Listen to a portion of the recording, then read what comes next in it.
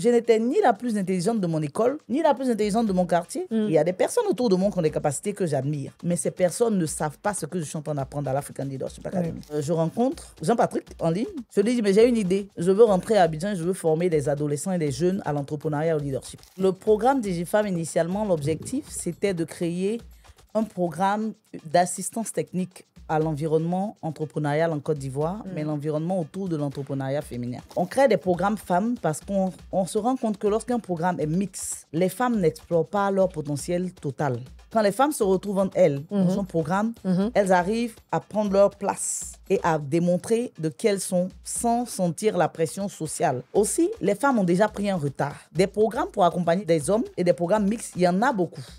Il n'y en a pas beaucoup de programmes qui sont taillés pour des femmes. Et donc, on veut pouvoir donner plus de chances aux femmes de réduire ce gap-là. Et donc, c'est la raison pour laquelle on fait des programmes pour les femmes.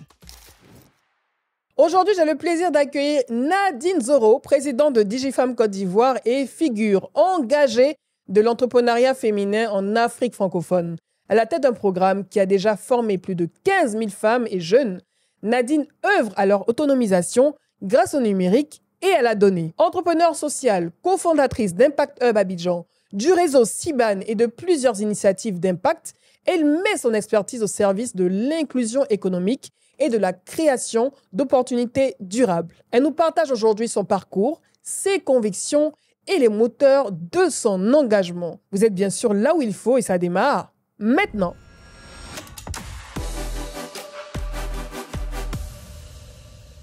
Bonjour Nadine. Bonjour Edith. Comment tu vas? Très bien, très très bien. Bienvenue. Merci beaucoup. On devait se retrouver depuis un bon moment. Exactement. Beaucoup de décalage. Oui, merci beaucoup pour l'invitation. Finalement, tu es là. C'est un privilège d'être là aujourd'hui avec toi. On espère que ça sera une conversation utile pour tout le monde. Bien sûr. Et pour les différentes personnes qui nous écoutent aujourd'hui. Alors, Nadine Zoro, tu es directrice du programme DigiFemme Côte d'Ivoire. À quoi ressemblent les journées d'une directrice d'un programme de formation aussi spécifique? Déjà présente DigiFemme et ensuite ce que tu fais au quotidien. D'accord. Donc, déjà, j'étais directrice du programme DigiFemme. Aujourd'hui, je suis directrice de l'association DigiFemme Côte d'Ivoire. OK. Et dans mon rôle de directrice de programme, je pense que l'une des parties clés de cette mission-là, c'est la gestion des parties prenantes. Parce que dans le programme, vous avez déjà les bailleurs, vous avez les structures étatiques, vous avez les bénéficiaires, vous avez l'équipe projet à gérer. Et donc, c'est vraiment un travail continuel de gestion de projet. Okay. Gestion de projet, mais plus spécifiquement en termes de gestion des hommes. Et ce que ça demande, c'est vraiment une organisation très pointue. Donc, je peux dire que la capacité que j'ai dû mettre en place et que je dois chaque jour exercer, c'est ma capacité à gérer mon temps. M'assurer que toutes les parties prenantes sont engagées de manière continue, que l'équipe sait exactement ce que chacun doit faire et que j'arrive à agir aussi comme un point de contrôle qualité pour tout ce qu'on fait avec le programme. Okay. Donc, ma journée typique, ça serait en début de semaine, par exemple, les lundis, réunion d'équipe le matin, s'assurer que les livrables sont corrects, s'assurer qu'on a une visibilité sur ce que les bénéficiaires veulent et que les bénéficiaires sont heureuses dans notre cas, parce que la grande partie, c'est des femmes. Qu'on arrive à faire un suivi avec les différentes parties prenantes, les ministères, s'assurer de maintenir cette relation avec eux, préparer le rapport de la réunion avec les bailleurs. Dans notre cas, c'était les mercredis ou les jeudis. Donc, on doit s'assurer que je fais un suivi des indicateurs et que j'arrive à le présenter aussi aux bailleurs. Okay. Voilà. Donc, c'est un peu ma journée. Je saute d'étage en étage, de bureau en bureau, parler aux bénéficiaires aussi. Ne pas avoir ce détachement-là. On ne veut pas apparaître aussi comme directrice de programme, comme quelqu'un qui est tout le temps dans son bureau et une personne inaccessible. Exactement. Voilà. Tu parles de bénéficiaires du programme. Qu'est-ce que ce programme apporte concrètement aux bénéficiaires qui sont pour la plupart des femmes? Donc, le programme DigiFemme, initialement, l'objectif, c'était de créer un programme d'assistance technique à l'environnement entrepreneurial en Côte d'Ivoire, mais l'environnement autour de l'entrepreneuriat féminin. Et donc, avec pour objectif de rendre les femmes plus compétitives dans un monde qui devient de plus en plus digital et un monde dans lequel la compréhension et l'utilisation des données est très importante pour devenir plus compétitif. Donc, ce qu'on fait avec ce programme-là, c'est qu'on va déjà toucher différentes cibles. et toucher l'entrepreneuriat en termes d'écosystème. C'est-à-dire toucher les entrepreneurs qui existent déjà, s'assurer que les entrepreneurs du futur ont les compétences qu'il faut pour devenir des bons entrepreneurs, donc femmes. S'assurer aussi que les personnes qui ne sont pas forcément à un niveau très développé ou très avancé dans leur entrepreneuriat puissent monter en compétences et devenir des entreprises plus grandes. Avoir des parties prenantes qui sont engagées et qui peuvent prendre le relais. Donc, ne pas être la seule structure qui peut livrer un programme au niveau de qualité que ce que nous livrons. Donc, on doit aussi former les autres parties prenantes, les autres structures d'accompagnement de l'entrepreneuriat féminin. Et finalement, devenir une plateforme aussi de renforcement de capacité qui est démocratisée. À travers, par exemple, dans notre cas, notre plateforme DigiFemme Learn qui permet à des personnes, quelle que soit leur position en Côte d'Ivoire et même partout aussi en Afrique, de pouvoir avoir accès à certains de nos contenus. Et donc, on fait de l'assistance technique. Ça veut dire qu'on agit comme des consultants. Un consultant va dans une entreprise, il va regarder comment les choses se passent, mais il va former aussi des équipes. Il va s'assurer qu'on a des indicateurs clés à suivre et que les entreprises ont une croissance qu'il peut mesurer. Donc, il y a beaucoup de travail aussi de suivi et évaluation. Aujourd'hui, avec DigiFemme Côte d'Ivoire, le programme initialement, on sait dire exactement à quel niveau un entrepreneur était avant qu'il rentre dans le programme et à quel niveau il a été à la fin du programme. Et ce mécanisme de suivi strict de l'impact, c'est quelque chose qui est très rare dans nos différents programmes parce que généralement, les bailleurs, très rarement, vont payer pour le suivi et évaluation après que le projet soit fini. Donc, nous, à DigiFemme, par exemple, ça, c'était un élément très clé que le bailleur initialement, qui était USAID de le Millennium Challenge Corporation, se sont assurés comme étant un élément très clé du programme. On devait s'assurer qu'on a de l'impact, on le mesure et qu'on arrive à communiquer sur cet impact-là de la manière la plus simple pour l'écosystème. Mais ce n'est pas uniquement le renforcement de capacités d'entrepreneurs. C'est également la formation de profils de femmes qui sont spécialisées dans le développement d'applications, dans le full stack development, on va dire ça comme ça. Tu peux nous présenter également cette partie du programme? D'accord. Donc, cette partie du programme va rentrer dans la préparation du pipeline d'entrepreneurs et aussi dans le fait de s'assurer qu'on a les talents. Donc, si je veux gérer ou alors améliorer des entreprises qui sont dans mon environnement, je peux former le porteur de projet. Mais qui travaille sur cette entreprise? Si je veux que cette entreprise soit beaucoup plus outillée en termes de technologie, cette entreprise doit avoir des employés qui maîtrisent la tech. Et donc, on part pour se dire, on va former les talents qui vont travailler dans les entreprises que nous allons former ou vont travailler dans les entreprises de l'écosystème étatique ou privé pour les rendre beaucoup plus digitales, pour que ces entreprises n'aient pas de retard dans la transformation digitale.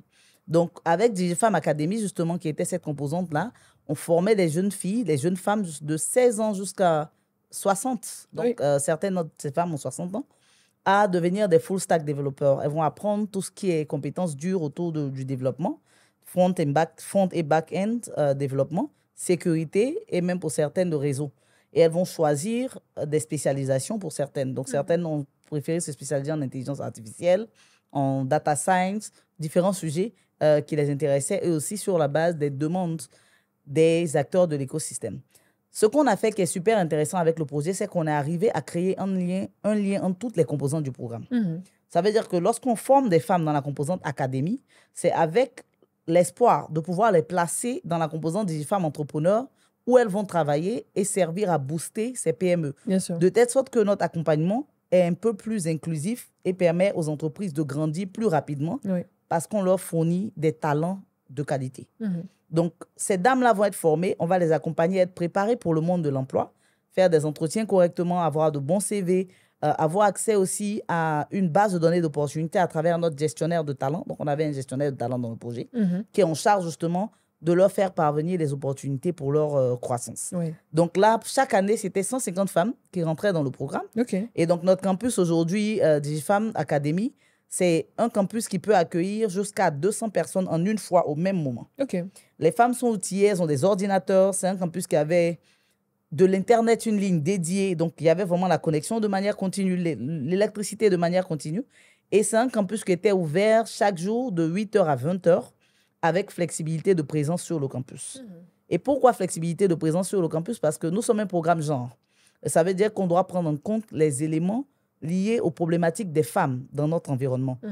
On veut pouvoir permettre aux femmes de pouvoir monter en compétence avec un monde qui devient de plus en plus numérique. on doit leur donner la possibilité de fonctionner dans leur fonctionnement quotidien. Oui. Si je suis mère au foyer, je dois avoir la possibilité, si je veux et que j'ai personne pour m'accompagner, déposer mon enfant à l'école, aller le rechercher à midi. Donc, je dépose mon enfant quand il va à l'école. Moi aussi, je vais à l'école. Quand il est en pause, moi aussi, je suis en pause et je peux revenir. Mais ces entrepreneurs, ces jeunes dames-là plutôt, devaient être juste sur le campus pendant 30 heures maximum par semaine. OK. Au minimum. Après, c'est au minimum parce qu'elles avaient la possibilité d'être là plus. Exactement. Mais elles avaient un minimum et elles devaient être là et collaborer les unes avec les autres. Un autre élément qui était intéressant aussi, c'est qu'il n'y avait pas chez nous, comme je disais, d'heures de cours, donc c'est flexible. Vous venez comme vous voulez, quand vous voulez.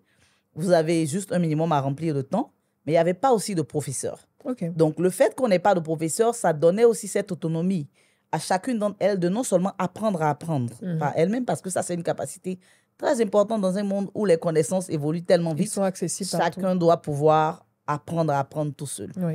Mais non seulement ça, mais l'apprentissage par pair.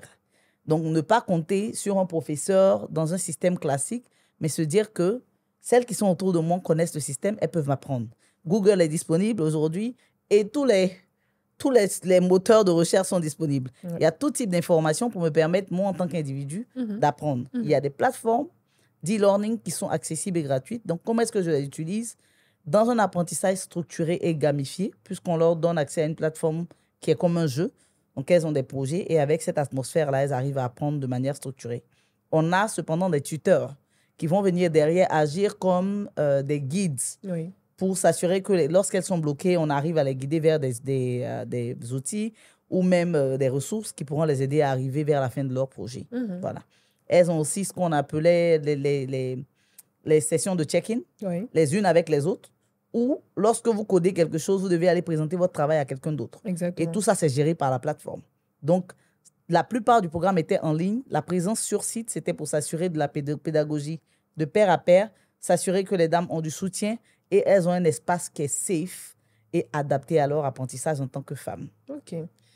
C'est un programme très stimulant et aussi c'était une très bonne opportunité pour ces jeunes femmes, ces femmes en général, parce que c'était gratuit.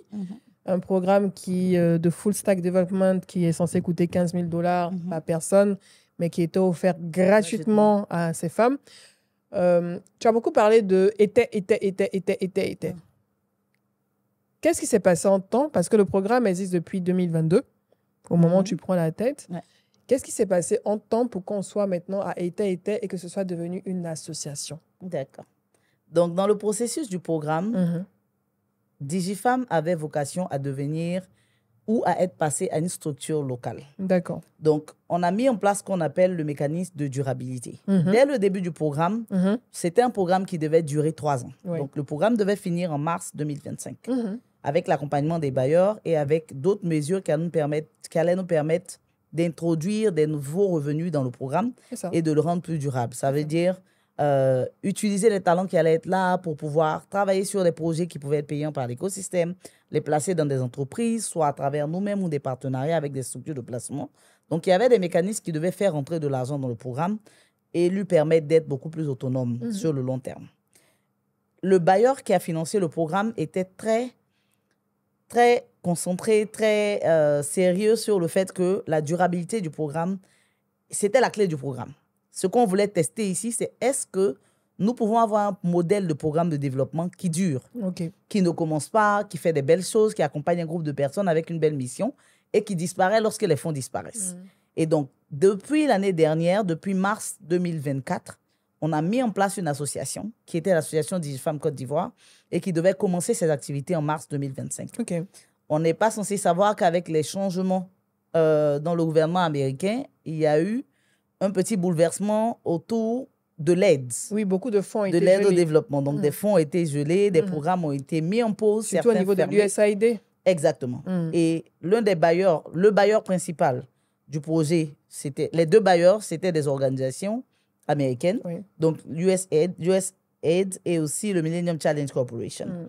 Et en partenariat avec d'autres structures privées comme Microsoft. Mais les structures qui investissaient de l'argent directement, c'était à travers USAID. Donc, en janvier, il y a eu le pause work order. Donc, on a reçu du gouvernement américain des lettres qui nous ont demandé de mettre une pause au programme.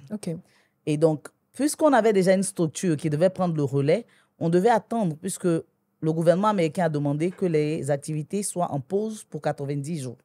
Et donc, on a dû trouver et très rapidement déployer la structure locale. Et c'est-à-dire commencer à déployer certains des programmes, commencer à chercher des nouveaux partenariats.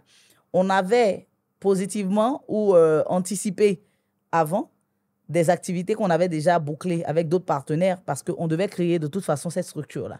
Donc, depuis l'année dernière, juin, on avait commencé déjà à chercher des nouveaux projets.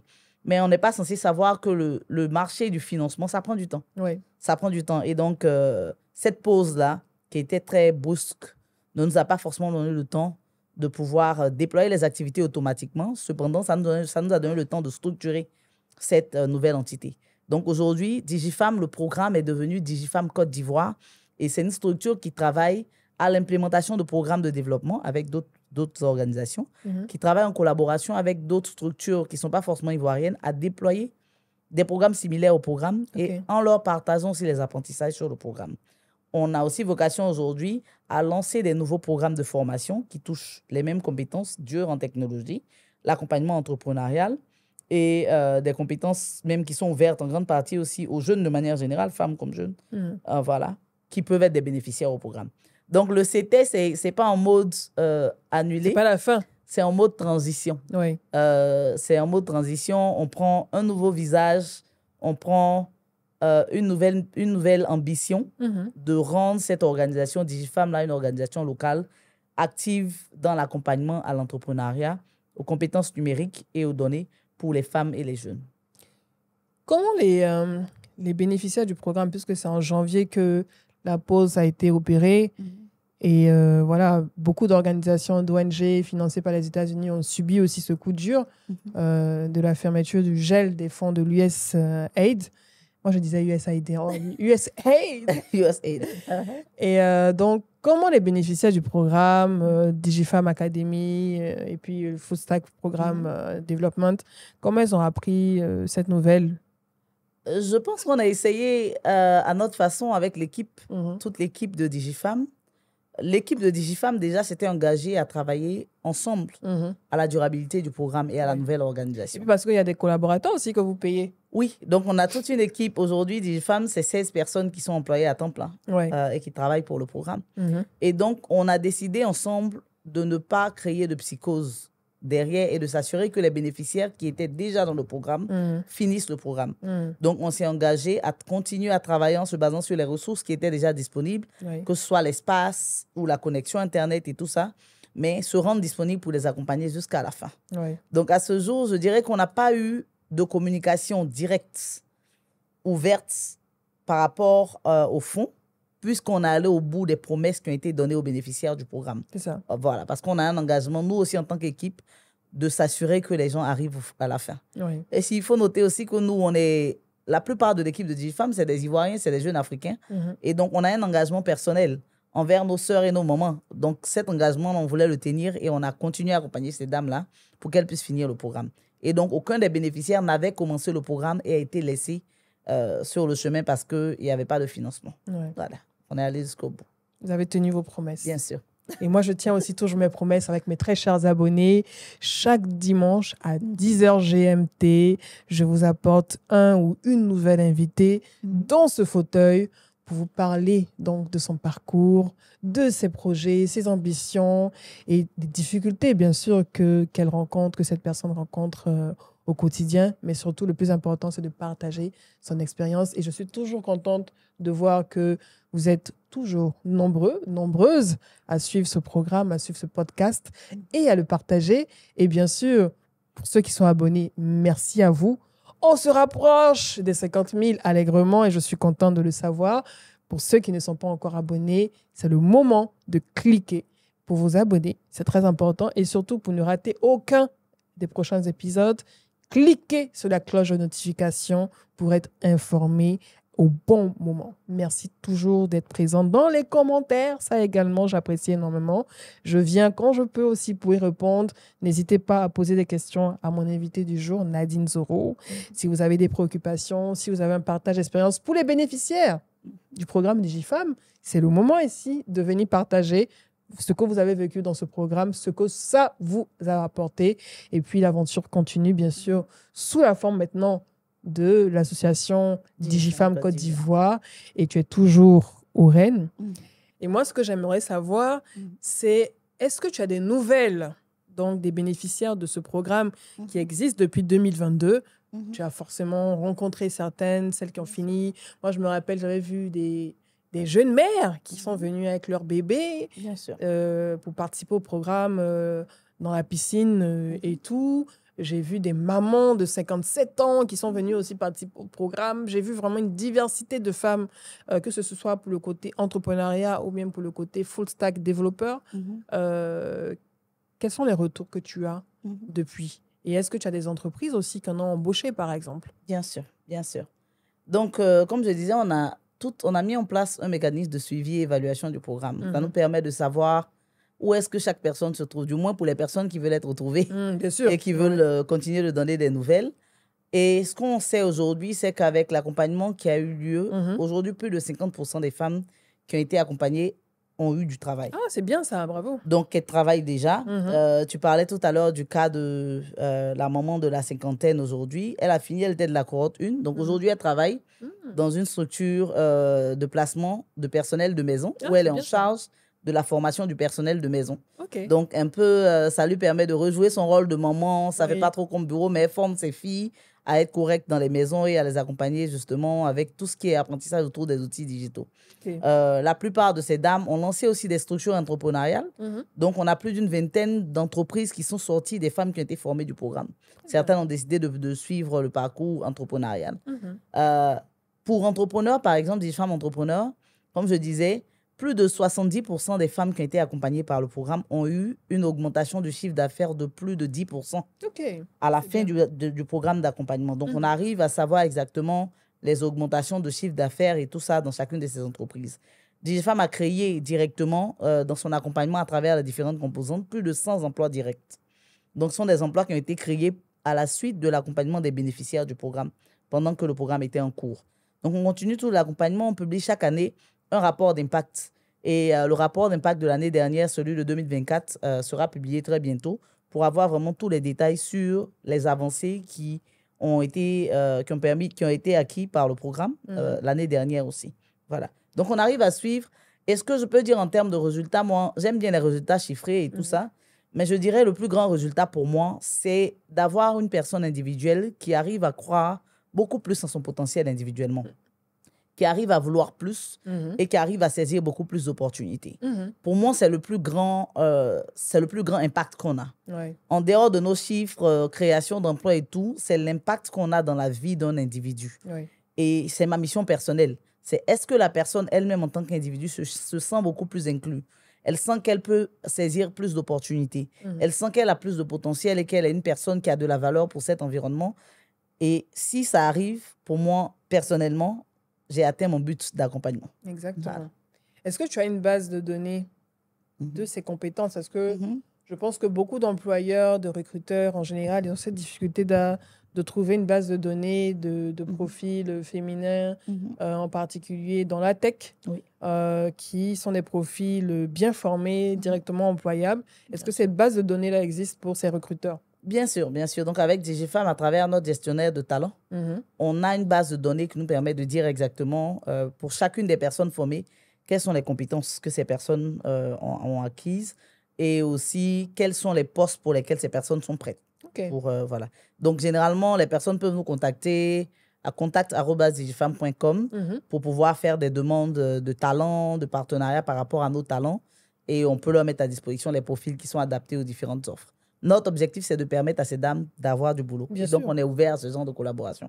OK, ça, c'est bon à savoir. Donc, un répertoire de compétences féminines dans la tech avec leurs skills qui sont bien précisés et qui vous permettent, en tout cas, en tant que recruteur, de pouvoir faire votre choix de ces profils pour vous aider, vous accompagner dans le développement de votre business. Est-ce qu'il y a une Nadine Zoro avant et une Nadine Zoro après DigiFemme? Je dirais, ça c'est la plus grande question. Je pense que la plus grande transformation, le plus grand impact de ce programme, c'est l'impact sur moi-même. Lorsque je prenais les rênes de ce programme, j'avais encore moins de 30 ans. Ouais. Et être C'est jeune, directrice, hein? Directrice avant, à moins de 30 ans. voilà, être directrice d'un programme en moins de 30 ans, gérer une Tu avais équipe, quel âge quand tu prenais les rênes? 29 ans. 29 ans. Donc je viens à peine d'avoir 32 ans. Tu es jeune. Donc, déjà, gérer un programme dans lequel je devais être en contact avec une administration publique à un niveau très élevé, des ministres, des directeurs de cabinet de manière quotidienne, c'était tout un challenge. Comment tu as réussi à t'imposer? Je ne dirais pas que j'ai réussi à m'imposer, je dirais que il faut se mettre à la place des autres. Et je dis la plus grande capacité, la plus grande habitude ou bien habilité que j'ai, c'est l'empathie. L'empathie, la capacité de se mettre à la place des autres. La capacité de se mettre à la position des autres, de se demander qu'est-ce qu'ils auraient voulu. Donc moi, ma propre valeur de vie, c'est pas de me mettre en avant. C'est d'être comme, je dis tout le temps, c'est être comme un Bella. J'aime travailler pour les autres. J'aime travailler pour les autres et donc ça ne me gêne pas de me mettre en arrière-plan. Et j'essaie et j'ai appris justement à me mettre beaucoup plus en avant parce qu'en tant que directrice du programme, j'étais l'image du programme. Et je devais être beaucoup plus visible, je devais participer à beaucoup plus d'événements, je devais partager beaucoup plus mes points de vue sur certains éléments. Et donc, je ne dirais pas que je me suis imposée, je dirais que ça se fait un peu naturellement dans la pratique. Mais je suis une personne aussi à... je ne dirais pas de caractère forte, je dirais une personne... caractère fort. Non, caractère. Elle a du tempérament. Voilà, je dirais que je m'impose naturellement par mon tempérament. C'est ça. Donc, je ne force pas. Je crois en un leadership au service. Donc, le fait aussi d'être au service, ça permet de s'imposer. Je pense que quand les personnes autour de vous remarquent que vous n'êtes pas dans une démarche d'abus, vous n'êtes pas dans une démarche de profiter d'elles, les personnes lâchent prise beaucoup plus facilement et ça vous permet, vous, de pouvoir avoir ce que vous voulez avoir. Donc, je pense que pour moi, c'est ça déjà qui a permis d'ouvrir le chemin. Et je garde toujours en tête que aucune collaboration, aucun partenariat doit être d'un côté. Toute collaboration, toute communication, toute relation doit être gagnant-gagnant. Ça doit être gagnant-gagnant. Je dois m'assurer que si je viens prendre quelque chose sur toi, je viens te donner quelque chose aussi. Peut-être pas aujourd'hui, mais je sais que dans le futur, je vais te permettre de profiter de quelque chose. Et pour moi, ce sont mes propres valeurs individuelles. L'autre aspect, c'est la solidité de l'équipe que j'ai pu créer. Je pense que j'ai une équipe jeune, en grande partie. Il y avait des personnes aussi qui étaient beaucoup plus âgées que moi. On s'impose en tant que leader en étant une personne de parole. Une personne qui dit des choses et qui fait le contraire de ce qu'elle dit et qui ne va pas au bout de ses promesses est une personne qui ne peut pas grandir en tant que leader. Parce que derrière, réellement, vous créez du flou pour les personnes qui vous suivent. Ils se demandent c'est à gauche ou c'est à droite. Et quand c'est comme ça, personne n'est prêt à se donner pour continuer. Une leçon que j'ai appris le plus... Ils doivent entendre ça. Continue. Une chose qui m'a le plus marqué dans ce parcours-là, c'est lorsqu'on apprend que le financement s'arrête. Ça? Et que je dois appeler toute mon équipe. Et on venait de faire nos nouveaux bombers avec... j'ai reçu ça, je voulais venir voilà, avec tu ça. vois, les beaux bombers et tout ça avec la marque. Donc, c'était bien là, beau. voilà, bombers. Donc, on doit vraiment partager à l'équipe. Et c'est le jour où je dois annoncer à tout le monde que... L'argent à Bana. Il n'y a plus d'argent. Et je me demandais comment j'allais procéder. Réellement, j'étais au bout des larmes parce que je vois toutes ces familles. Parmi les hommes, il y a d'autres qui ont des femmes enceintes. Il y a d'autres qui m'ont dit déjà qu'ils vont se marier. Il y a plein de sujets personnels dont j'étais informée. Et donc, je me sentais très mal de pouvoir présenter. Et je dis à l'équipe, au début, on plaisante, on rit. Et puis après, je dois organiser des rencontres individuelles. Je n'étais pas obligée, mais c'est ma propre méthodologie aussi. J'organise des rencontres avec chaque personne pour comprendre sa situation personnelle et tout ça. Et 98% des personnes, je dirais une seule personne qui a quitté l'équipe, tout le monde me dit, on reste. Je dis, mais comment démissionner? Vous restez, pourquoi? Il n'y a pas d'argent. Si vous restez, ça veut dire que vous augmentez ma charge. Je veux que d'autres partent. Ils me disent, non, on est ensemble dans la course. Et ça m'a marqué personnellement. Parce que beaucoup d'entre eux m'ont écrit personnellement pour dire, on ne reste pas parce qu'on était bien payés. On ne reste pas, ils étaient bien payés, mais on ne reste pas parce qu'on était bien payés seulement, mais on croit en ton leadership. On croit qu'avec tout ce qui est instabilité de financement, tu as su rester stable et tu as su nous garder calmes. Oui. Et avec ça, on veut te confier la suite de nos carrières. Oui. Donc, on veut rester avec toi, on va travailler ensemble pour faire ce qu'il faut. Honnêtement, ça m'a tellement touchée. C'était... Tu as instauré un climat de confiance. Oui. J'ai eu très peur. Je me suis dit, ils comptent sur quoi, en fait? Est-ce qu'ils me connaissent bien? Ils ont foi en toi. Est-ce que je peux? Oui. Et c'est là où je dis tout le temps, les gens ont foi en toi souvent, plus que ta propre foi en toi. Bien sûr. Et pour moi, ça me pousse. Parce que ça me permet de monter. Oui. Au fur et à mesure que je vois que ceux qui me regardent se disent, tu peux plus. Nous, on sait que tu peux. Parce que le peu que tu nous as démontré nous démontre que tu peux. Ça me pousse à vouloir plus. Donc, il y a tellement de leçons que j'ai apprises dans ce programme, personnellement, que je pense que la Nadine avant programme et la Nadine après, les deux même se regardent, elles ne se reconnaissent pas. Is that you? Is that you? Elles ne se reconnaissent pas parce que ça a été une transformation. Et je me souviens de certaines réunions où c'était chaud. Donc, on est en réunion avec... Donc, le programme, il y a l'équipe locale d'implémentation, mais il y a l'équipe globale qui a gagné le programme et qui suit aussi. Okay. Et on avait des réunions chaudes sur qu'est-ce qui est correct pour le marché local. Oui. Et je me battais. Et souvent, on est en équipe et les gens de mon équipe me disent, laisse tomber, genre, laisse-les penser ce qu'ils veulent. Je dis, mais non, il y a des bénéficiaires derrière. Et quand on finit la réunion, je suis dans le WhatsApp d'une personne de l'équipe, je vais abandonner, je ne peux pas. C'est ça les palabres en anglais, parce que l'équipe, c'est en anglais. C'est des fights en anglais. Imagine. Donc, des palabres en anglais, et tu sors de là, drain. Ouais. Pendant ce programme, je ne dirais pas que j'ai frôlé le burn-out, mais j'ai connu des maladies que je n'avais jamais connues de ma vie. J'ai connu des états émotionnels que je n'avais jamais connus. Lesquels, comme ça? L'hypertension, très poussée. Ouais. J'ai découvert... à un moment, la gestion des émotions était le plus grand travail. Ouais. Parce que tu finis ta réunion, tu finis tout ton travail et tout ce qui est technique, et tu dois te battre. Ouais. J'ai connu des stress que je n'avais jamais connus de ma vie. Pas parce que le programme était difficile, hein, mais dans la gestion des êtres humains. Ouais. Une communauté de 15 000 personnes où on t'écrit à 22 h, à 23 h. Rappelez-vous qu'on accompagne des femmes. Ouais. Et quand vous accompagnez des femmes, le plus difficile, c'est la gestion des émotions. Dès que les femmes sont à l'aise, elles vont vouloir se confier à vous pour que vous les aidez à aussi les aider à prendre des bonnes décisions pour leur propre vision et leur vie. Mais c'est fatigant. Quelqu'un va t'appeler à minuit pour te parler de son problème de foyer, de son mari qui a crié sur elle, qui l'insulte, qui ne comprend pas sa vision, et tu dois l'aider. Tu dois la comprendre.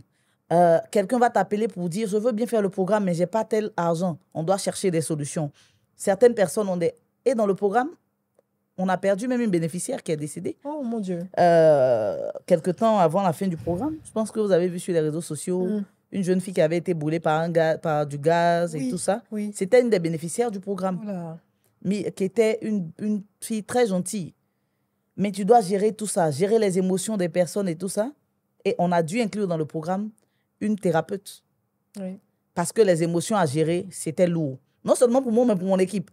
Hein, des gestionnaires de projets qui viennent, désolé si je vous lance des pics, qui viennent pleurer eux-mêmes. Ah, comment je fais? Les gens...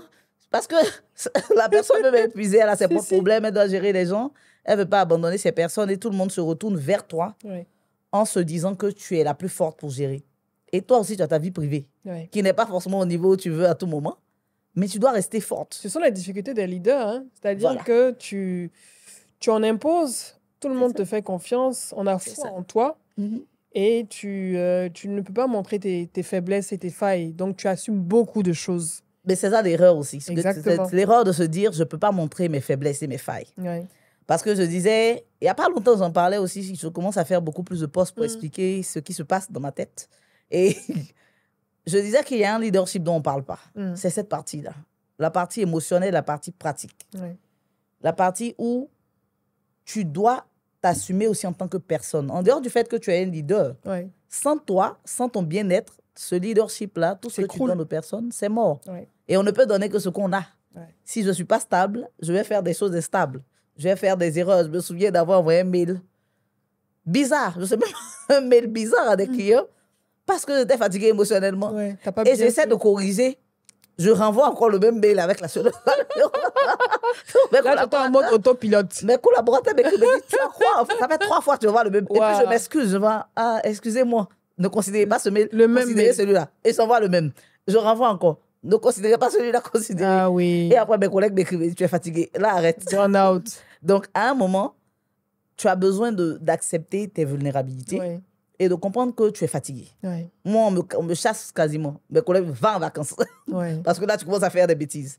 Donc, tu dois avoir ça, mais aussi un système de soutien. C'est ça. Des grandes sœurs, Un vous backup fatiguez tout le monde, système. même toi, Edith, tu vous fatigues tous. On est là, on prend. Il faut avoir un système de soutien. C'est important. Non seulement dans ton entreprise, il faut avoir des employés, des collègues, des collaborateurs aussi. Il y a certains d'entre eux qui veulent aider. Ça. Sur qui tu peux t'appuyer. Et ils sont ouverts. Oui. Mais tu dois avoir la capacité de déléguer et de leur faire confiance jusqu'au bout. Surtout déléguer. Comprendre comment on délègue. Comment tu crées un framework, un cadre qui permet de déléguer en réduisant les risques. Ouais. Avoir un système de soutien en dehors de ceux qui vivent la même chose que toi. C'est ça. D'autres qui sont dehors, qui peuvent avoir une image différente et te dire, là, va doucement, va comme ça. Il faut avoir aussi un bon réseau. Parce qu'il y a des problèmes qui sont plus hauts que toi. Je te jure. Il y a des appels que quelqu'un peut passer qui peut te débloquer. Il y a des rendez-vous que tu ne dois pas demander par mail. Donc, le bon réseau, il y a des appels. Donc, tout ça, ça a vraiment aidé. Et toutes ces capacités-là de délégation, de faire confiance aux autres, de se dire que je ne suis pas Dieu, je ne suis pas la super-héroïne. D'assumer tes faiblesses, que tu es juste un être humain. Voilà. Et en dehors de moi, si je ne peux pas, quelqu'un d'autre peut. Ouais. Donc, je peux passer la balle à quelqu'un d'autre. Tout ça, j'ai appris. Et c'est beaucoup que je ne savais pas avant. C'est un bel apprentissage. Oui. Où ça a été une école? C'est une transformation. C'est une école de transformation. Ça a été une école et ça l'est toujours. Ça l'est toujours, chaque matin, chaque jour. Je me challenge, j'apprends. Et surtout, je suis contente de voir la personne que je deviens. Mais parce que j'accepte de jouer le jeu de l'apprentissage. Oui. Parce qu'il y a des personnes qui ne veulent pas apprendre, qui ne sont pas coachables, qui n'acceptent pas de rentrer dans un jeu d'apprentissage et surtout qui ne donnent pas de la valeur aux personnes autour d'elles. Parce que quand tu penses que tu maîtrises quelque chose, parce que tu connais X, Y, Z et que tu te fermes, ça va exploser un jour. Quand tu arrives à comprendre que tu connais quelque chose, mais pas tout, d'autres personnes peuvent t'aider, d'autres personnes peuvent t'apprendre et tu t'ouvres. Non seulement à collaborer, le peu que tu as, tu mets à disposition des autres. Ceux qui peuvent envoyer, vous mettez ensemble, vous faites quelque chose. Ça aide. Mais sinon, tourner sur soi, penser à vouloir manger la grosse part, surtout ça. Finalement, tu as mal au ventre en voulant manger la grosse part. Tu veux manger la grosse part, tu ne peux pas manger. C'est ça. Parce que tu n'as pas la capacité de manger aussi. Exactement. Tu ne veux pas donner aussi à quelqu'un un peu. Et tu as des indigestions.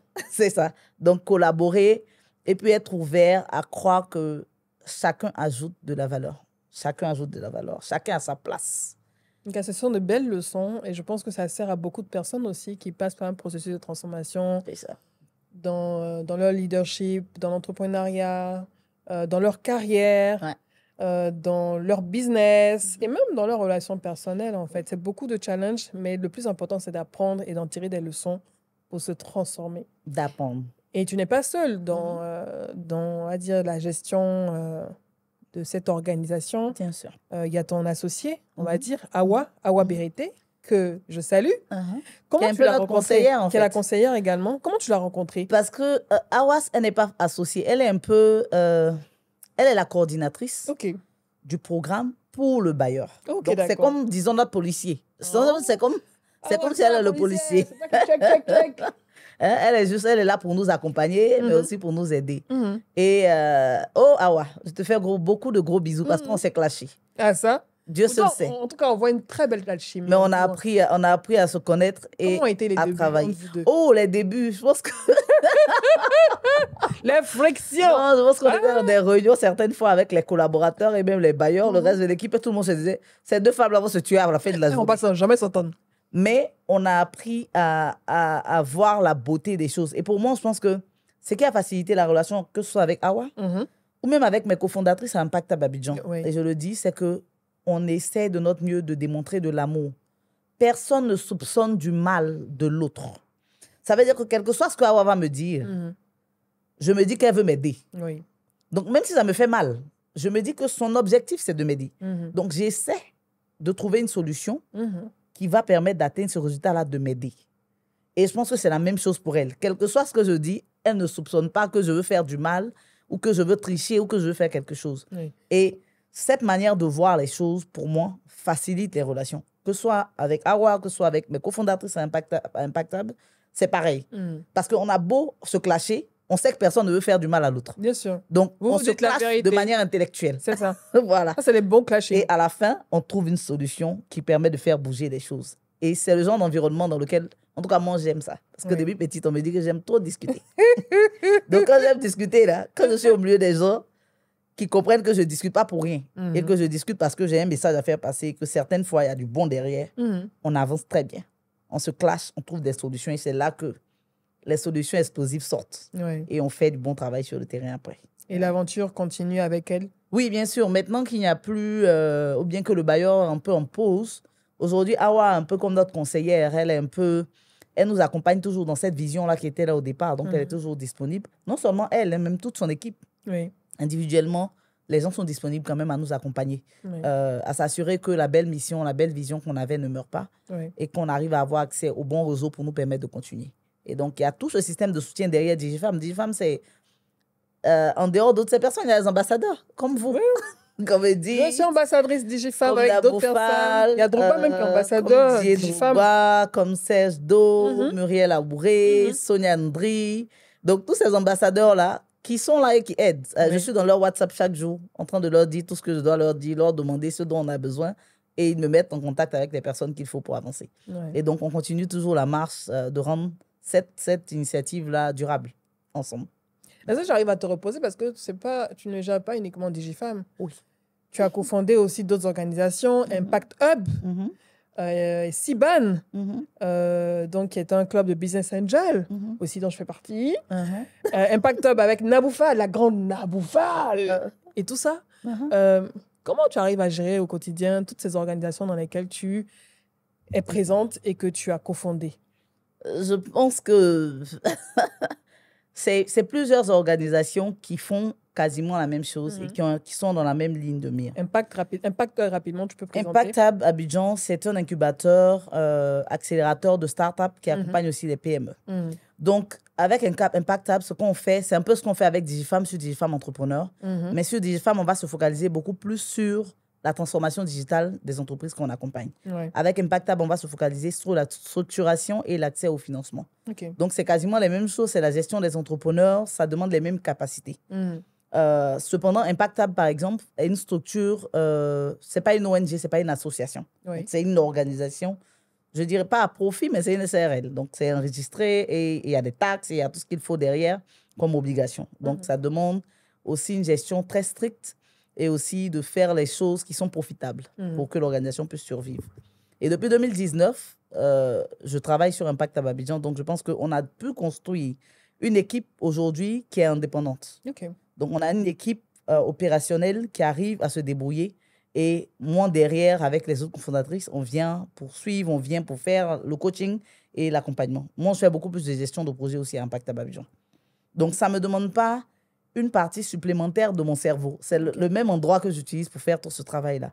Avec le CIBAN qui est le Côte d'Ivoire Business Angel Network, avec la présidente Faël, qui est aussi cofondatrice d'Impact Hub Abidjan. Le fait de mettre en place ce club de Business Angel, c'est parti du fait qu'on accompagnait les entrepreneurs avec Impact Hub et on avait un petit goût amer à la fin. Oui. Parce qu'un entrepreneur peut avoir une belle idée, peut avoir une bonne force de déploiement de son idée et il n'arrive pas à la déployer parce qu'il lui manque 500 000 francs. Et qui va lui donner les 500 000 ? Les structures de financement existantes ne financent pas les startups, du moins à des très petits montants. Donc, comment est-ce qu'on arrive à leur donner ce petit coussin-là pour tester quelque chose? Comment est-ce qu'on arrive à leur proposer une alternative de financement? Et donc, on s'est dit qu'il fallait créer une structure qui va venir agir, mettre non seulement en contribution tous les coachs et tous les partenaires qui nous accompagnaient avec Impact Hub, qui voulaient aussi aider d'une certaine façon et structurer tout ça pour accompagner des entrepreneurs qui ont besoin d'aide en termes de financement, aussi d'accompagnement technique après les programmes que nous offrons à Impact Hub. Donc, c'est comme ça qu'on crée le Côte d'Ivoire Business Angel Network qui existe depuis plus de 3 ans maintenant. Et voilà, pour lequel on continue d'investir. Il y a combien de membres au sein du CIBAN? Aujourd'hui, je n'ai pas le chiffre exact, je dirais plus de 50 personnes, si je ne me trompe pas. On a autour de 50 personnes qui sont des membres actifs et qui continuent. Et on est toujours ouvert à beaucoup plus de membres. Si vous êtes des l'occasion de lancer l'appel pour ceux qui voudraient rejoindre donc le... Voilà, vous avez du cash, vous avez de l'expertise, vous voulez accompagner l'entrepreneuriat local. Le Côte d'Ivoire Business Angel Network vous invite à nous rejoindre et ensemble à continuer cet accompagnement à des entrepreneurs. Il y a un numéro de téléphone? Oh, j'ai pas le numéro. Mais une adresse Passez par mail? moi directement. Ok, d'accord. Nadine Zoro et on a tous les contacts. Voilà, on a les différents liens du Côte d'Ivoire Business Angel Network qu'on pourra vous partager. Et donc ça, c'est ces différentes casquettes-là. Et dans chacune de ces casquettes, c'est quasiment le même esprit, disons, d'accompagnement. C'est les entrepreneurs, c'est les mêmes cibles. Et donc, gérer tout ça, pour moi, ça demande beaucoup d'organisation. Et je fais un coucou à ma mentor en chef, Astudia, qui m'a beaucoup appris en termes de gestion de mon temps, comment faire pour être très réactive et très rapide dans mon travail. Donc, elle m'a beaucoup appris, beaucoup. Et donc, avec ça, j'arrive à faire beaucoup de choses très rapidement. Parce que j'ai décidé aussi, j'ai accepté d'apprendre des techniques de gestion de temps et de délégation de travail. Donc, avec elle, et pendant plusieurs années, j'ai appris tout ça. Tu as une astuce, par exemple, rapidement pour... Une astuce très rapide, je pense que Astou me partageait, que j'utilise, c'est tout travail qui ne me prendra pas plus de 5 minutes, je le fais automatiquement. Donc, tout ce qu'on me demande, je dirais, j'ai une marge, en fait, entre 5 et 15 minutes. Si ça ne va pas me prendre plus de 15 minutes, dès que ça vient, je fais en même temps. Donc, du coup, dans une journée, si j'ai 100 tâches de 15 minutes, je les fais très rapidement. Donc, du coup, à la fin de la journée, mes checklists sont tout le temps remplies. Parce qu'il y a des tâches qui sont très rapides. Et donc, je vais rapidement regarder la tâche et estimer le temps. Si ça me fait moins de 15 minutes, je fais automatiquement. Les tâches qui sont beaucoup plus longues, je vais les programmer dans mon Google Calendar. Donc, je vais me donner un rendez-vous pour les tâches longues. Et les tâches courtes, je les fais automatiquement. Donc, mon calendrier est généralement plein, mais ce n'est pas parce que c'est des rendez-vous. C'est des rendez-vous pour des tâches longues. Celles qui vont me prendre beaucoup plus de temps et seront beaucoup plus difficiles. Donc, je me débarrasse des tâches très rapides et très faciles. Et puis, je me donne des rendez-vous fixes pour les tâches qui me demandent de me concentrer. Et donc, je me prépare mentalement pour ces tâches-là. Voilà. Petite astuce rapide, donc, que vous pouvez utiliser au quotidien. Merci à Nadine et merci à Astou. Merci beaucoup. Donc, on espère que vous l'utilisez. Mais derrière, on a plein de tâches, plein d'astuces de ce type-là qui permettent d'être beaucoup plus efficient dans la gestion de son temps et de son travail. Et je pense que c'est ce qui manque à beaucoup de personnes. Ils sont pas non seulement organisés, mais ils ont une mauvaise gestion de leur temps et des tâches. Donc, ils n'arrivent pas à faire beaucoup de choses. Et puis, je dirais, ma force, c'est mon équipe. J'ai une assistante à Impact Abidjan qui est de pointe. Bisous, Johanna. Coucou, Johanna. Elle est hors pair. Ne volez pas mon assistante, s'il vous plaît, parce que c'est mon assistante. C'est Johanna quoi? Non, c'est de famille. Non, mais je l'appelle rare en termes d'assistante. C'est pas évident. C'est une assistante projet qui est hors pair. Et j'ai cette chance-là, je ne sais pas comment, je dirais c'est divin ou c'est quoi, mais de recruter des équipes qui sont hors pair. Et je ne sais pas pourquoi, je ne sais pas comment. Tu attires les meilleurs, c'est ton aura aussi. Je suppose. Parce que la manière de sélectionner aussi les personnes avec qui tu travailles. C'est ça exactement. Parce que la plupart des personnes qu'on a et qu'on a recrutées, même à Impact, toute l'équipe d'Impact Abidjan, ils sont venus jeunes, Ralph et tout cela, mais qui sont toujours là et qui sont engagés et qui sont des perles. Et qui arrivent à prendre le relais sans qu'on ait besoin de les suivre. Pareil à DigiFam, on a notre équipe, mon équipe se moque de moi, ils appellent ça la Sainte Trinité. J'ai ma Sainte Trinité aussi, un groupe de personnes, 2 autres personnes qui pensent comme moi, qui réagissent comme moi et qui sont aussi rapides que moi, et plus rapides même dans certains cas. Et donc qui arrivent à me permettre de me démultiplier. Je n'ai pas besoin d'être partout moi-même. Pendant que je suis ici, mon travail est en train d'être fait quelque part partout. C'est ça, délégué en fait. Voilà. Donc c'est tout ça et toute cette force-là, je pense qu'on doit apprendre et investir pour se former dans ces capacités de leadership-là. Déléguer, gérer son temps, gérer les conflits. Ah, ça, c'est une autre capacité très énorme. Gérer les conflits, avoir des conversations difficiles. Surtout avoir des conversations difficiles, c'est pas du tout évident, même quand on est leader. Ça s'apprend aussi. C'est tout un travail. Et apprendre à dire non aussi. Voilà. Donc, tout ça, pour moi, on doit investir dans ces compétences-là. Ces soft skills-là, pour moi, n'ont pas de valeur. Et peut-être le dernier conseil pour moi sur ça, c'est on doit apprendre l'art d'être fiable. Quand j'ai parlé de ça la dernière fois, c'est un super pouvoir. En fait, l'art d'être fiable, c'est aussi simple que je dis quelque chose et je fais. Exactement. Quand je promets quelque chose, je me donne les moyens d'aller jusqu'au bout. Quand je ne peux pas, j'arrive à dire à la personne en avant, je ne pourrai pas. Et la personne arrive à faire autre chose. L'art d'être fiable, en fait, te positionne comme un couteau suisse pour les personnes qui sont autour de toi. Ils savent que si tu as dit oui, ils peuvent dormir en paix. Juste ça, tu seras la personne qu'on appelle tout le temps. Mais si on te donne 2, 3 choses, tu dis oui, demain après tu laisses les gens à la dernière minute, tu dis oui, qui va t'appeler? Donc quand tu maîtrises l'art d'être fiable et de s'organiser pour répondre aux besoins des autres personnes, tu deviens une personne incontournable. Tout le monde se tourne autour de toi. Tout le monde tourne autour de toi pour dire, je veux garder ce contact parce que quand ça chauffe là, si je l'appelle elle, c'est sûr que je peux compter sur elle. Ouais. Quand tu es une personne sur laquelle on compte, tu as déjà ouvert 90% de ton chemin de réussite. Le reste, ça se fait avec les compétences techniques. Voilà. Tu as acquis toutes ces compétences, ces soft skills avec ces programmes que tu diriges, que tu co-diriges, Impact Hub, CIBAN, DigiFemme et avec aussi des équipes que tu as recrutées, qui sont ton backup et ceux qui tu peux te reposer et tout. Mais qui es-tu, Nadine Zoro? D'où tu viens? Oh, avant d'arriver là, d'où je viens, j'aime bien cette question. Je pense que ces compétences, je les ai acquises dans le travail, mais ça vient aussi d'où je viens. J'allais dire ça. Donc, je suis jumelle. Ah? Non, je ne pouvais jamais savoir que tu es jumelle. Avec un homme en plus. Avec un homme? Oui. Ah, ben dis donc. Donc, j'ai un frère. Tu es la plus vieille de... Tu es arrivée avant lui? Je suis la première en tout cas. Tu es arrivée mais première. En tant que les Africains disent, je suis la plus petite. Moi, je ne crois pas. Je suis née... Mais j'ai sorti avant. Je suis américaine, donc je suis la grande. Ah, c'est ça? Tu es sortie avant? Bon, en tout cas, je suis née avant. OK. Mais selon la culture à Caen et localement ici, je suis la plus petite. Donc, je suis jumelle. J'ai grandi à Bingerville. OK. J'ai grandi à Bingerville toute mon enfance, en fait. Je suis née à Yopougon. Je sais pas, on a vécu à Trècheville à un moment, mais depuis que j'ai 2 ans... Tu te rappelles plus de Bingerville? Je me souviens de rien d'autre. Ma vie, c'était Bingerville. Donc, j'ai grandi à Bingerville avec une famille assez grande. Je suis la dernière de la famille. Combien? On est 9. Famille recomposée, plusieurs personnes. Donc, on est 9. 7 d'un côté, et puis 5 d'un côté, 2 d'un côté et 2 ensemble. OK. Donc, voilà, c'est une famille recomposée. Et je pense que j'ai eu des parents, mes 2 parents étaient, paix à leurs âmes, étaient instituteurs catholiques. Et je pense que ça part vraiment de là.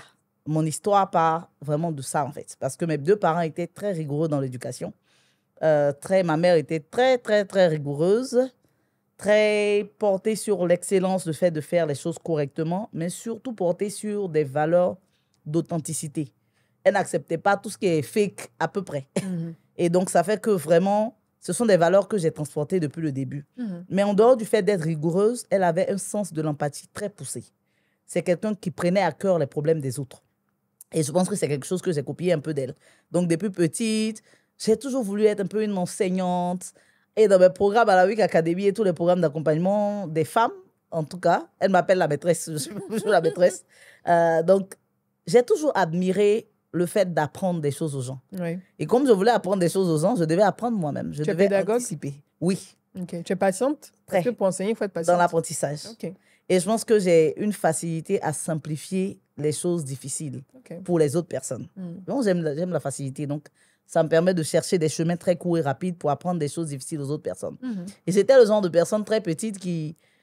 Je voulais forcément enseigner aux gens, alors que je suis la plus petite. Donc, comment je fais pour que mes grands frères, ceux qui sont juste avant moi, on a 7 ans de différence. Hein. Ah ouais. Donc, ça n'est pas pareil. Tu vois, je suis petite, 5 ans, là, ils sont des adolescents, ça n'a rien à voir avec ça. Donc, je mettais mes cailloux, j'avais mes classes. Les cailloux, je les place, je les aligne. Je mets mon tableau, j'enseigne ce que j'apprends à l'école. J'allais dans la classe de maman pour aller chicoter ses élèves. Ah ben dis donc, déjà déterminée, hein? Déjà toute petite. J'aimais enseigner. Oui. Et parce que j'aimais enseigner, mais j'étais aussi très brillante. Donc, depuis l'école primaire, j'ai toujours été première, major. Voilà. Ça. Donc, et voilà, jusqu'au CM2 et tout ça, j'ai toujours été une très bonne élève. Brillante en mathématiques aussi. J'ai fait Miss Mathématiques.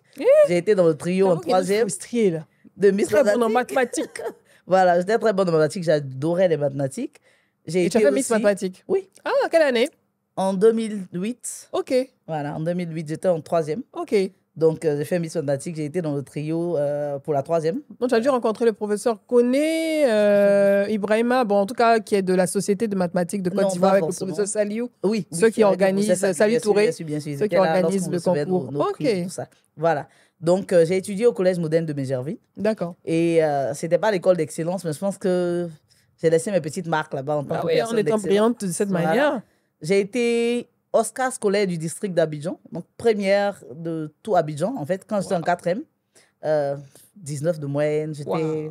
voilà. Donc, ça a toujours été, pour moi, l'excellence à l'école. Tu as fait une série C? Oui. Donc, j'ai fait la première C et voilà. Donc, je finis ça, je vais au lycée classique. D'accord. Et lycée classique, seconde C. Et en première, il y a l'African Leadership Academy qui vient dans l'école et qui dit qu'ils veulent recruter les meilleurs élèves pour aller à l'Académie des leaders africains en Afrique du Sud. Donc, en seconde, c'est le lycée classique Caïman. Tu es premier, tu te retrouves là-bas, tu es quatrième, mais cinquième. Oui. Mais là-bas, le niveau encore plus haut, donc, bien sûr. tout le monde se confronte. Donc, et puis, réellement, quand je suis arrivée en seconde première, c'était une période difficile pour moi parce que mon père était malade. Okay. Et donc, je n'arrivais pas à me concentrer. Je dois quitter à Bingerville, prendre le bus à 5 heures, aller à Cocody chaque jour, revenir la nuit. C'était vraiment épuisant. Et étant asthmatique, je tombais beaucoup malade.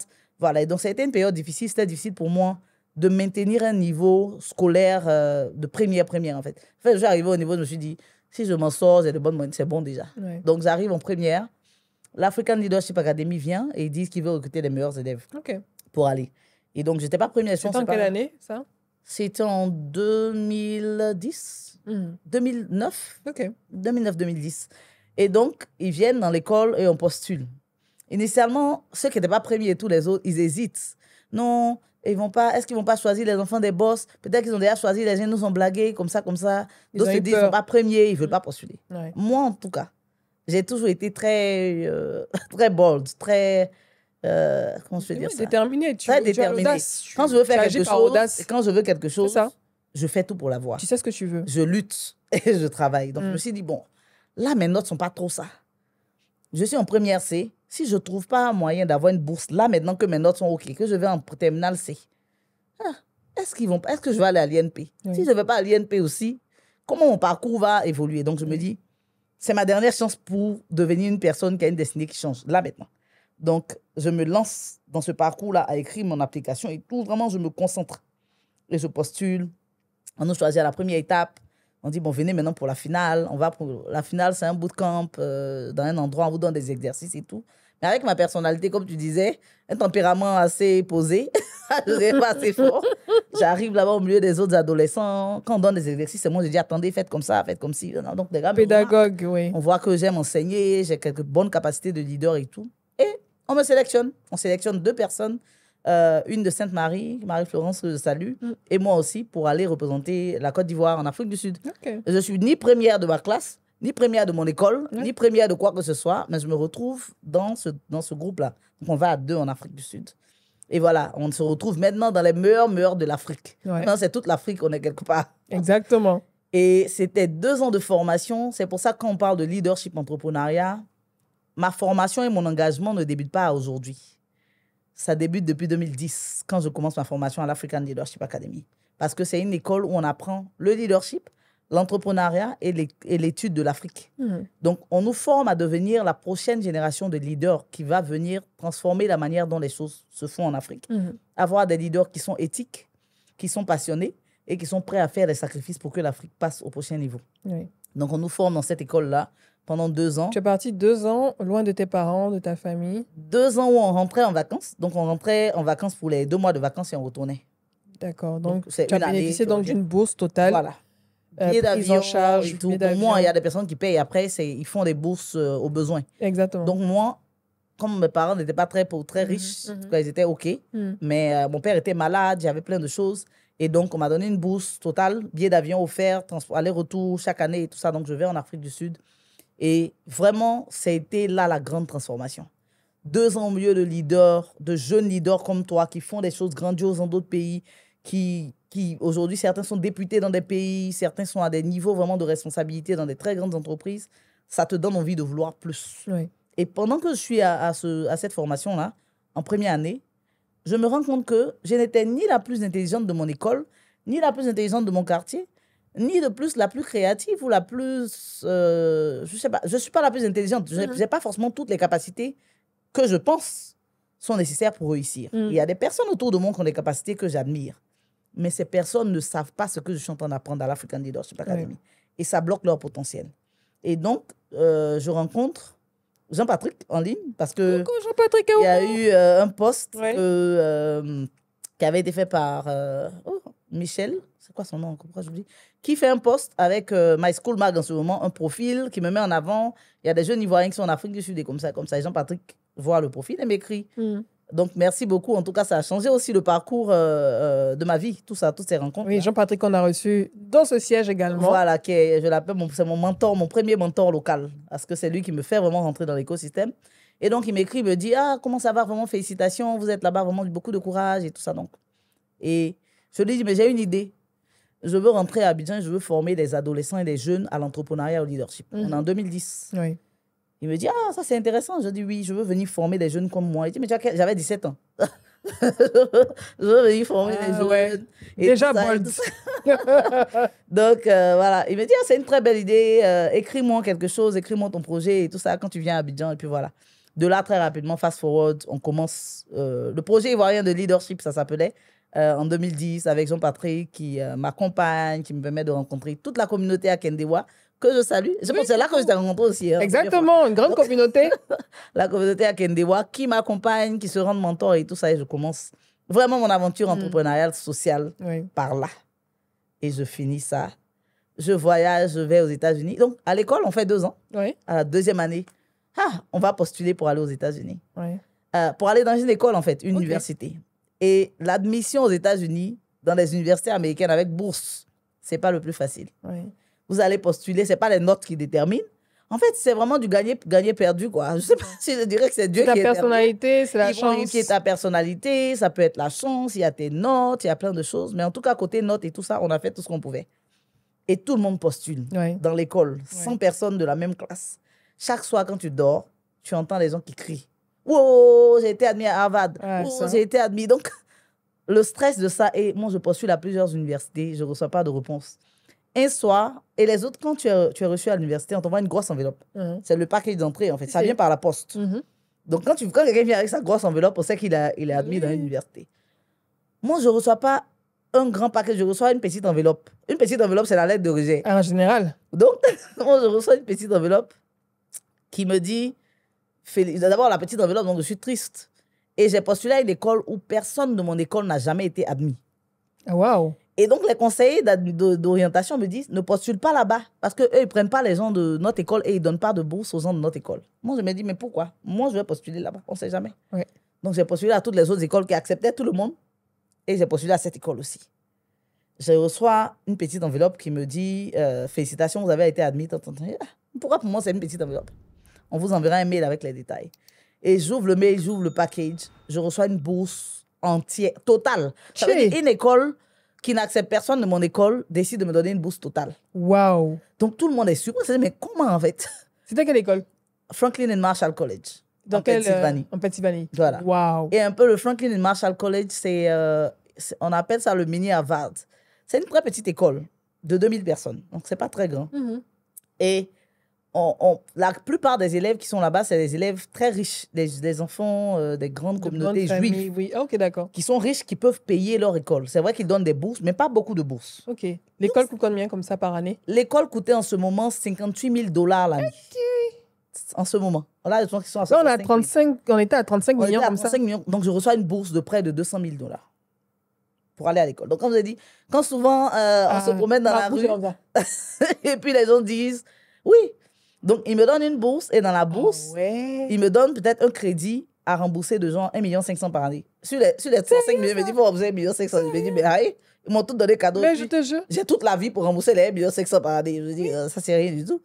Donc, j'ai cette bourse-là, et je fais une parenthèse pour dire, quand on marche dans la rue ou quand on entend de parler du prix ou des choses de ce genre, les gens se disent, mais pourquoi toi, tu veux qu'on te paye aussi cher? Mes études ont coûté plus de 35 millions l'année. 35 millions l'année, ces études. Donc après, bon, c'est vrai que c'est pas moi qui ai payé, mais le gouvernement américain a payé pour ça. Oui, mon école a investi dans mon développement et ça dépend de la valeur de ce que j'ai reçu en tant que... voilà. Et là-bas... Tu as réussi à t'intégrer facilement là-bas? Oui. La barrière de langue, bon, tu avais déjà dépassé la barrière. Non, on parlait déjà anglais en Afrique du Sud. L'Afrique du Sud. Voilà. Donc ça allait bien. Et donc, je vais aux études. Et réellement, ma vie a été, après ça, que des miracles et des personnes qui viennent aider, qui offrent des billets d'avion. Ça veut dire, à la fin, c'est comme si je n'avais pas les moyens physiques, je ne pouvais pas montrer les moyens, mais il y avait beaucoup d'argent qui avait été investi sur moi par ma communauté, par mes amis, par ma famille. Mes parents ont pris des prêts avec le peu qu'ils avaient pour faire ce qu'ils peuvent faire. Mes frères et sœurs qui travaillaient. Vraiment, il y avait beaucoup d'argent qui avait été investi sur moi. Et j'étais consciente de tout ça. Ouais. Cependant, À la 3e année d'université, pendant ou avant la 3e année d'université. Là, tu suivais quelle étude spécifiquement? Donc, j'ai étudié business, organisation et gestion des sociétés. Ça explique un peu ce que je fais aujourd'hui. Parce que ce que j'ai étudié, en fait, c'est la gestion des entreprises, la transformation des entreprises et la transformation des communautés. Donc, tout ce qui est accompagnement à l'innovation, la création d'entreprises, tout ce qui est structuration d'entreprises et tout ça, c'est ce que j'ai étudié à l'école. Donc, c'est ce que je fais aujourd'hui dans mon travail de tous les jours. Voilà, gestion de projets et tout ça. Voilà. Et ça va bien. Jusqu'à ce qu'en 3e année, je tombe enceinte.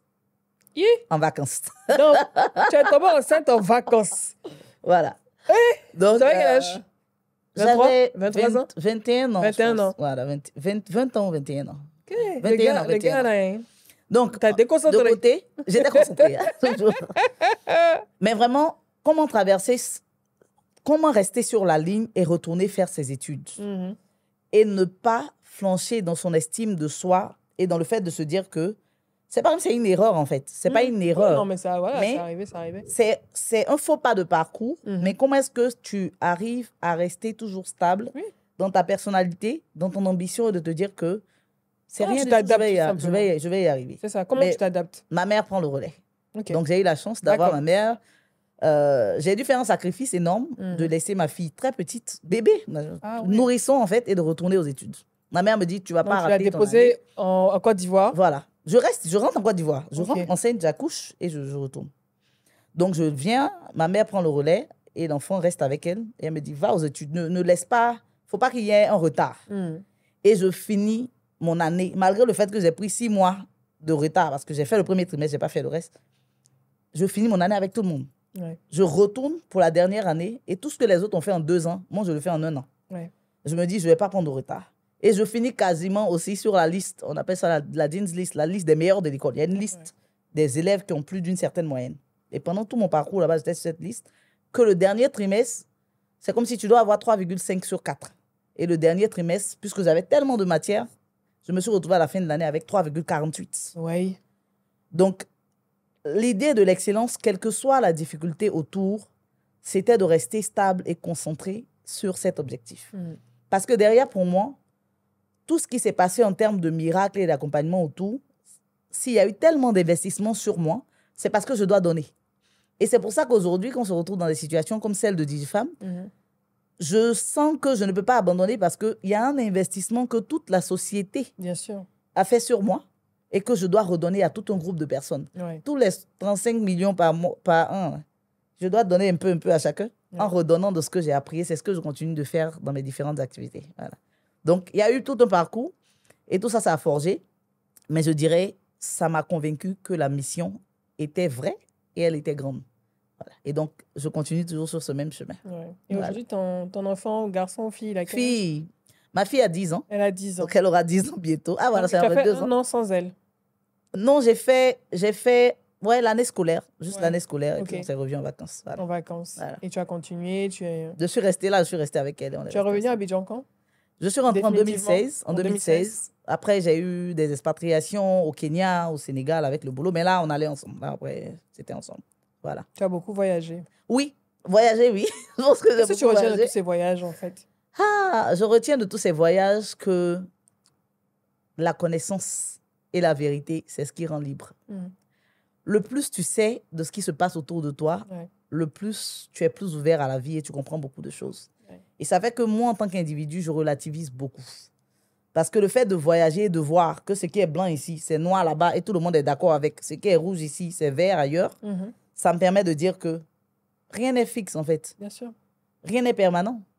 Donc, tout est une question de perception. Tout est une question de relativisme et de comment est-ce que tu vois les choses. Et ça m'a permis de savoir que le plus important, c'est de travailler sur ma vision de la vie et de m'assurer que je suis confortable avec ma vision de la vie et de l'assumer. Exactement. Voilà. Et aujourd'hui, tu as combien d'enfants? 2. Donc là, j'ai 2 filles. La première de 10 ans et une deuxième de 5 ans. Voilà. Qu'est-ce qu'elles pensent de leur maman? Oh, je pense que elles sont très fières, la grande surtout. Je pense que je la vois certaines fois en train de... Elle est tout le temps sur YouTube en train de regarder mes vidéos. Je pense qu'elle va voir aussi ces vidéos-là. Coucou, comment elle s'appelle? Makela. Et puis l'autre s'appelle comment? Ketia. Ketia. Voilà. Et Makela, elle est tout le temps tout le temps éblouie et tellement heureuse de ce que je fais. Oui. Impressionnée, elle a dit, je vais devenir une grande comme ma maman. Comme ma maman, et je pense que voilà, je suis une inspiration pour elle. Elle arrive à aujourd'hui être quelque part, quel que soit l'environnement dans lequel elle est, de dire je suis légitime. Oui. Parce que ma maman vient de loin et elle est arrivée quelque part. Et donc, pour moi, j'ai fait assez pour elle. C'est ça. C'est cette mentalité-là que je veux qu'elle puisse avoir. Se sentir légitime et se dire qu'elle peut plus. Et elle est très fière de moi et elle veut plus. Et donc, ça, pour moi, c'est le plus grand cadeau. Voilà. Comment tu te projettes pour les 5-10 prochaines années dans ce continent, dans ce pays qu'est la Côte d'Ivoire, dans ce continent qu'est l'Afrique, et au-delà, ta relation au monde? Comment tu te projettes pour les 5-10 prochaines années? Je pense qu'aujourd'hui, déjà en termes de position, je me positionne comme un pont entre les opportunités internationales et les opportunités locales. Donc aujourd'hui, j'agis beaucoup comme un pont entre les acteurs internationaux qui veulent venir développer des choses en Côte d'Ivoire, qui veulent avoir accès à un certain réseau, comprendre comment les choses fonctionnent ici. Et ça, c'est vraiment la valeur ajoutée que j'apporte au marché global et international. Dans les années à venir, pour moi, c'est d'avoir une organisation comme DigiFemme qui est florissante, qui a plusieurs bénéficiaires, plusieurs programmes stables et qui permet d'accompagner des milliers de femmes, non seulement en Côte d'Ivoire, mais aussi dans toute la sous-région. Devenir cette référence-là d'un projet implémenté avec rigueur et avec une méthodologie globale, mais qui est implémentée à l'échelle locale de manière correcte. L'autre chose, c'est avec Impact Hub Abidjan et les autres structures privées pour lesquelles je travaille, positionner un modèle de gestion d'entreprise qui est basé sur nos réalités, qui prend en compte l'implémentation locale. Pour moi, c'est toujours ça le plus important, c'est comment est-ce qu'on fait les choses selon ce qui se passe ici et avoir des personnes qui sortent en tant qu'employés et qui créent leur propre structure. Exactement. Donc, vraiment, ma vision est vraiment autour de des personnes qui vont grandir du fait que je leur ai montré que c'est possible avec le peu. Et donc, il faut que ces structures soient assez grandes, que DigiFemme soit une organisation qui gère des multimillions de dollars et qui peut faire venir d'autres acteurs et faire fleurir aussi d'autres structures qui seront aussi durables. Vraiment créer un modèle durable autour de ça. Et avec Impact Hub, comme je disais, une structure de consultance à grande échelle qui accompagne non seulement le secteur informel, mais aussi le secteur formel dans les années à venir. Voilà. Tu as un message pour les éventuels bailleurs, parce que là, vous êtes en train de vous réadapter avec la fin donc, du financement de l'USAID. Un message aux bailleurs éventuels qui regarderaient cet épisode. Est-ce que tu as quelque chose à leur dire? Oui, aux bailleurs et aux partenaires. Je ne dirais pas forcément aux bailleurs, je dis à tout ce qui est partenaires et autres structures locales. DigiFemme, aujourd'hui, c'est un centre, un siège physique qui existe et qui a une capacité d'accueil de plus de 200 personnes dans le bâtiment et plus de 500 personnes dans la cour du programme. Et donc, on est ouvert à la collaboration. Nous avons des centaines d'ordinateurs qu'on peut rendre disponibles aussi, pour lesquels on peut avoir des partenariats. Donc, pour toutes les structures qui travaillent dans les compétences dures tech, on est ouvert à travailler ensemble, à déployer des programmes localement, dans leur structure ou chez nous, mais on est ouvert à la collaboration. Notre mot principal en tant que DigiFemme, c'est la collaboration. C'est comment est-ce qu'on arrive à avoir des partenaires sûrs et que l'impact soit partagé. Et à la fin, c'est tout l'écosystème qui gagne. Pour les bailleurs, s'ils recherchent une structure très rigoureuse qui a l'habitude de gérer des procédures et qui a une rigueur non seulement en termes d'implémentation, mais aussi en termes de suivi et évaluation, DigiFemme, c'est une équipe de plus de 16 professionnels qui travaillent dans la gestion de projets depuis plus de 5 ans pour le minimum et qui savent comment accompagner non seulement les femmes, mais les jeunes entrepreneurs. Et on est disponible pour des partenariats, pour déployer des nouveaux programmes. Et après, pour chacune des personnes de mon équipe, c'est des expertises individuelles qui peuvent être mises à disposition des différents programmes existants. Voilà. Je m'en voudrais, avant de terminer l'émission de cet épisode-là, de ne pas poser la question, qu'est-ce que tu penses, parce que tu gères un programme qui fournit de la capacitation aux femmes, autonomisation, qui les forme à l'entrepreneuriat, qui les forme également aux outils numériques, à maîtriser les outils numériques. Quand on partage des opportunités pour ces femmes, tu as toujours dans les commentaires des hommes qui vont venir dire « Eh, pour nous !» C'est de la discrimination. « Et pour nous, et pour nous, et pour nous. » Aujourd'hui, est-ce que tu as un message pour ces hommes qui viennent en général se plaindre d'opportunités que des femmes ont pour s'autonomiser? Je leur dirais que ce n'est pas de l'exclusion. On est dans une démarche d'inclusion. Et quand on parle d'inclusion, on parle de créer un mécanisme qui va permettre aux personnes qui n'ont pas eu la chance auparavant de se sentir à l'aise et de vouloir s'inclure.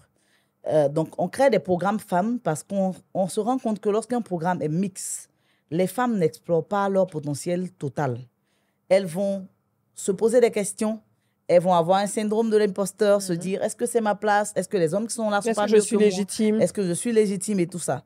Quand les femmes se retrouvent entre elles dans un programme, elles arrivent à prendre leur place et à démontrer de quelles sont sans sentir la pression sociale et la pression des normes sociales, les normes de position, de place de la femme dans le programme. Ouais. En dehors de ça, lorsqu'un programme est fait pour un genre spécifique, ça nous permet de s'assurer que les besoins de ce genre-là sont remplis totalement. C'est comme si je fais un programme mixte pour femmes et hommes et que je dis que l'une des composantes obligatoires du programme, c'est de cuisiner. Ouais. Et si on est dans une culture où les hommes n'ont pas l'habitude de cuisiner, ils vont se sentir exclus. Parce qu'on s'est dit, mais pourquoi est-ce qu'on fait un programme comme ça et on cuisine? Mais si c'est un programme où on est dans une culture où la plupart des femmes, et je ne dis pas qu'il y a un modèle de femme, parce que chaque femme fait ce qu'elle veut et a le droit de faire ce qu'elle veut dans le contexte, mais on est dans une culture qui a des normes. Ouais. Et donc, pour s'assurer que chacune se retrouve, on est obligé de faire un programme qui répond à un certain genre et à une certaine norme. Aussi, les femmes ont déjà pris un retard. Des programmes pour accompagner les femmes, des hommes, et des programmes mixtes, il y en a beaucoup. Il n'y en a pas beaucoup de programmes qui sont taillés pour des femmes. Et donc, on veut pouvoir donner plus de chances aux femmes de réduire ce gap-là. Et donc, c'est la raison pour laquelle on fait des programmes pour les femmes. Et finalement, le problème de l'exclusion, c'est un problème économique. Ce n'est pas un problème de gentillesse ou d'activisme. C'est un problème économique. Qu'est-ce que ça veut dire? C'est qu'on est dans un pays où près de la moitié de la population sont des femmes. Oui. Les femmes ont pris un retard avec l'éducation formelle, l'alphabétisation, pour des raisons culturelles et pour d'autres raisons. Aujourd'hui, on parle d'inclusion numérique. On parle d'utilisation du digital. On ne peut pas se permettre de laisser ces mêmes femmes-là encore en dehors. Parce que ça veut dire qu'on sera en dehors et en deçà du potentiel de création de richesse pour notre pays. Donc, on doit donner les chances à tout le monde, les femmes et les hommes, de pouvoir saisir ce potentiel.